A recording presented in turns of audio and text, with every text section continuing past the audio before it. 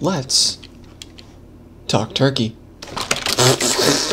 What we're going to be discussing is, well, we've already done our tools, learned all about those. It was 3 tutorials. We learned about timeline. You know, it was a very long one, and it was difficult to get through, but we made it, hopefully.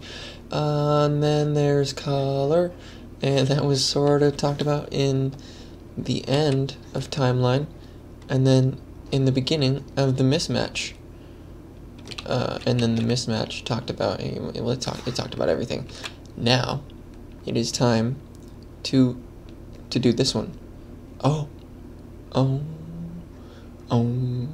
The library in Flash. Yes, it's time to do a talk about, so we can learn. And I'm thinking also the properties, because they're kind of, neither one is too particularly long, as long as I don't go into like symbols, but yeah, I mean, we're talking turkey, and we're talking library, and properties. So, to get cracking, these arrows are all going to be examples. We're going to use them as symbols to show what the library can do. If you don't know, the shortcut to make a symbol, and don't even worry if you don't know what a symbol is yet, that's fine, because a symbols tutorial is on its way. But right now we just got to learn library, so we have stuff to build on that we can build symbols on top of. And this is how you do it. You click something you want to be a symbol, or you select it like that, and then you go modify convert to symbol right here, or just hit F8 on your keyboard, and then it'll prompt you with the convert to symbol window. You get options, don't worry about it right now, just click movie clip, leave it named whatever, hit OK. Yeah, so I'm gonna go in and do that for every single one. F8, enter, yep. Okay, symbols. Now, you see what's happening here. So as I made them, it was asking me to name them, and I just kept hitting enter, so it'll go through just like the layers do, layer 1, 2, infinity. It'll go symbol 1, 2, infinity. And they'll show up here in your library. And they're great, and you can see little previews of them. And I'm going to start from the top. So your library at the top has a little tick box here for library properties, or library options, and there's so many of them, but I'm going to tell you what they all do. And then next to that top bar there is a lower bar where it says the name of the library you're in. And think of a library like a universal thing. This is Flash up here, Macromedia 8, or whatever you have going on. And then inside of Flash, there are documents in the tabs that would look like this. Here's another one. Okay, and inside of this one, there's a blue circle. And that blue circle is a symbol, because I just made it one. We'll call it blue. And so this is the library for Untitled 5. Okay, now in this drop-down menu, you can access libraries from any open document in your entire Flash. So if I drop this down, I can see the one from this project and click it, and then get access to all those arrows that I just drew. So think of libraries as universal, and they're not really bound by documents, whereas your timeline is only ever, it's exclusive to what document it was made inside of. Same for like colors you've picked, or you know, just really the timeline, stuff that happens on its own stage. So this is our library for 5. I could do this and see the blue, but I'm going to stay on ours and demonstrate how you use your library to make instances of things. So we've got these 5 arrows. They're great. I'm going to make them small with free transform right there. Now, if I select this, you'll see it in this preview window. This is the next thing down. We'll talk about these 2 little buttons when I go back and do this one. So here's your preview window. When you click any of these symbols, you get to see what they look like. And if they had animations inside of them, then there would be a little stop and play button right there. More on that when we get to symbols, just focus on the library. Symbol 1, click it, And there's two ways to get it out here. You either click the name of it and drag and drop, or you click the picture and you drag and drop. And it'll make it wherever you put it. Starting from where you let go, it'll generate the origin of the symbol. Just don't worry about that yet. It's like a... Never mind. And then if you want to like do more than one, you can drag them out together and it'll put them both on the same point. Yeah? Good. And if you want to, you can change the size of your preview window by dragging the bottom of it up or down. So if you have a really tall symbol and you want a preview of it, like number 2, see this? It's not very helpful to have a really wide thing, so maybe you might look at it like that to get a better glance at what you're dealing with. All right? At the bottom here, you're going to have options for creating things inside of your symbol list or your library. Inside of your library, you get on the bottom left here a new symbol, next to it a new folder. I'll show you in a second.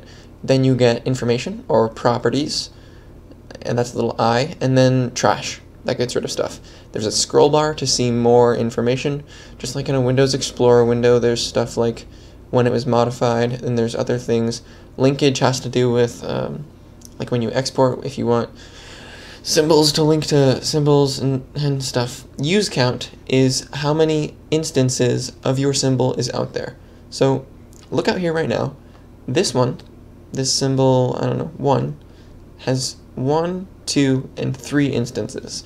It's been dragged out or created into your scene 3 times. The rest are only used once. So if we just right click anywhere inside the library and update use counts, it's going to update our use count amount, and you'll see, here, let me get it so it's off out of the way. There. So look right here and update use counts now. It shows you how many times each symbol has been used, and, you know, if you want to check how much stuff you got out there, well, you can do that. You can do it on your own with your right click. And good. So let me just go through them. If you want to make a new symbol, you can do it either by selecting something, hitting F8, and then making the symbol, or if you have something in mind that you want to be a symbol, or something in your pasteboard, your computer mind, then you can just hit this button right here, and it'll create a symbol from nothingness, and it'll be it's a symbol to be. It's a one-day symbol. He wants to grow up, but right now he's just like the idea of a symbol. You say okay, and stuff happens. It'll bring you into a sub-timeline, which, just hold on for the symbols tutorial, but then you can draw your squiggle, and it will be inside the timeline. See here, it's inside of symbol 6, and that is inside of scene 1. And then if you have like symbols in symbols, then you can get like huge lines of stuff going on here, like 80 levels deep.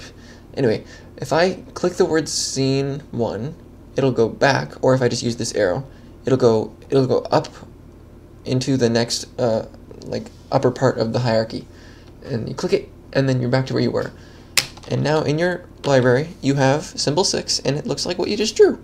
It's just a different way to make a symbol. Anyway, now that's there. That's what this button does. This is the new folder button. Okay? Make it, and you have a new folder. It'll prompt you to name it. You say folding, and then it makes a new folder. No preview window because it's just a folder. Just like in the timeline, you don't see frames on folder layers. It's always nothingness.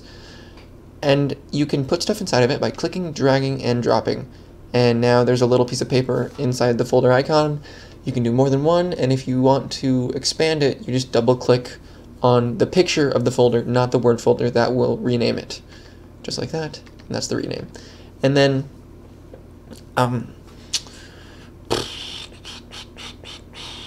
oh yeah, putting symbols inside of folders doesn't change what happens to them out here. You can organize your library at any time and rename anything, and all things will stay the same so long as you don't delete any symbols.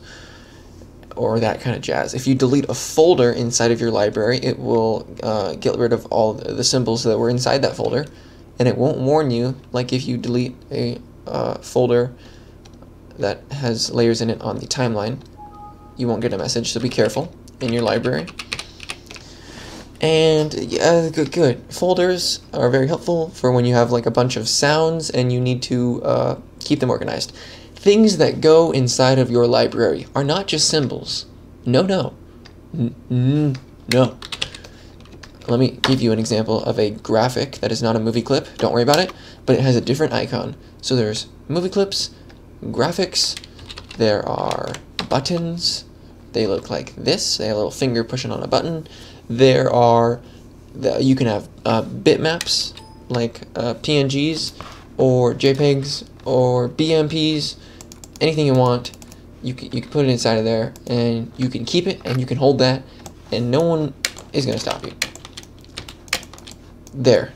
Now, this is called triangles, and it is in my document because I dragged it in. And any picture or like BMP that you drag into your document will instantly be created in your library. Good. So that's bitmaps. You can also import videos into Flash. It's not very good, but you can. And then there's a couple more. You can have text options. Like, here, I'm just going to go through this right now. You can make symbols, folders, fonts, videos. Here's what a font looks like. You do new font, and then you call it words. And now you have a font. Never use this. It's not for animators. It's for like linking on web stuff. But I gotta cover all the bases, because if I don't, then you're gonna be left in the dust. You'll be dusty. Sounds go inside of Flash, inside of your library. If you have a sound on your timeline, it's in your library. It has to be, because it has to be referencing things that are not made with your creation tools. Otherwise, they just wouldn't exist inside of your animation. So a sound might look like this. Here's a whoosh, sweet whoosh. Whew. There it is, a sound. It has a little microphone, or a little speaker, and then that is there to look at. And in your preview window for sounds, you get a waveform. Even if it's not a dot wave or WAV, even if it's an MP3, you can still see it here, and you can hear it. Whew. That's the playing I'm talking about, by the way. And the same thing applies for symbols. Don't worry about this again. Don't focus on this, but if a symbol has stuff inside of it, like this one now does, symbol number 2, you get these options. This one has no animation, but this one does. And then you can watch that animation in the preview window by hitting play. It'll go 1 through, stop, and then go back to the first frame. That's it. Library. So I'm going to just run through these real fast. You know about those. It's how you import video with that one. Renaming, it's the same as just double clicking. So you select a symbol, you go up here, go to rename, and it'll prompt you to rename it. Or you can right click, rename, or you can double click on the word, just like that. Next, you got move to a new folder. It'll do the same thing as creating a new folder and then dragging and dropping it into that folder, but it'll give you a name prompt for the folder like this. Next, you've got yourself duplicate. You can create another, you can make a copy of a selected symbol, and then it'll ask you to rename it. I'll say symbol for copy. Now there are 2 of them, and you can edit one without changing the other. Perfect. Oh, by the way, I should make this clear right now. Any symbol that gets edited will change any instance of that symbol in the animation. So right now, this has 3 instances of it. The first symbol, symbol 1. If I would like to make all of them purple, you can just go inside of symbol 1 by double clicking it, and again symbols later, but change it to purple, and then go out, and they'll all be purple, because each one of these is referencing what is back in the library. That's what it's all about. Okay, next we have edit, which is the same thing as double clicking the icon if it's symbol, not like if it's a sound or anything. Actually, I think, no. Okay, editing a bitmap is totally different. It lets you do things like, I don't know, change what type of photo it is, I guess. You can compress it. I've never done this, and I don't think it's that important. Just don't worry about it. But you can. Next down the list, what is it? Edit with GIMP. Well, Willikers. Didn't even know. But if you have a bitmap selected, you can edit with GIMP. If you have GIMP. Next, there's properties, and that's the same as hitting this little I when you have it selected. So that'll just bring up the symbols properties where you can change them. You can change what type it is even after you've made it. So anyway, that's for the symbols tutorial, but that's what it is. Next, we got properties. I just did linkage. That's for web exporting. Component definition. This is a window that I don't like and I don't use. And it has to do with ActionScript and it has to do with parameters. By the way, if you've got parameters down in your properties thing, I got rid of it and I've never used it or seen it used ever. You can probably get rid of it. Just right click it and then group it to a new group panel and then hit the X. And that will take away your parameters. It's just an annoying extra window. But you do need filters. Filters are great because they let you blur. Blur like crazy. Not right now though, that's symbols. Okay, library, moving on. We have select unused items. So, right now, this is out here on the stage. And I don't want it to be there. I'm gonna delete it right now. And that was symbol 6.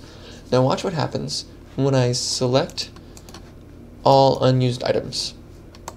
Oh! Symbol 6 is now highlighted, along with these two others that were not ever put on the stage, but notice how it knows what is not there. And also, see, if I just delete one of these arrows, it will definitely still know that symbol number 1 is out there 2 other times. But if I get rid of those, it knows.